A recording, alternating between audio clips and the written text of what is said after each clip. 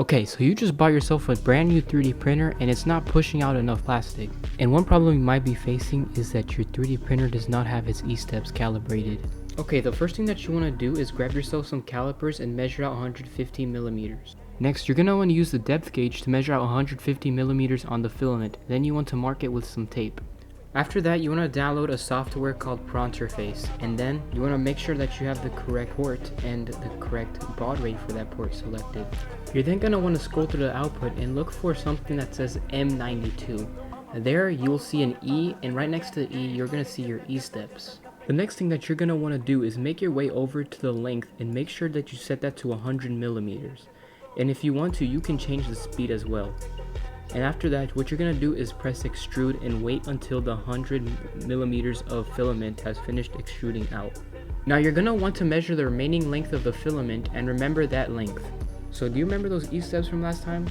We're going to go ahead and put that here in a calculator that I found in Google. It's going to be the first one, but any calculator will work.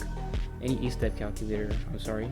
And then we're going to get the actual length that was extruded. To get that, we're going to go ahead and get the original length of the filament, and then we're going to subtract that by the new length after we extruded 100. So in this case we did 115, and we're going to subtract whatever was remaining. In my case it was 20, and we're going to go ahead and I get 95, so that means I actually extruded 95 instead of 100. I'm going to go ahead and paste that in here, and we're going to get our new E-step value. In this case I got 100 perfectly, and you're going to grab this command right here, M92 E, and the E-steps, and we're going to go ahead and put that in Pronterface in the output.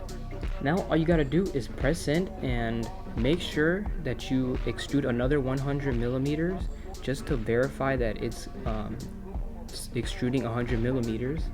And for whatever reason it's not, you can go ahead and repeat this process again, and that is it. You should be all good to go.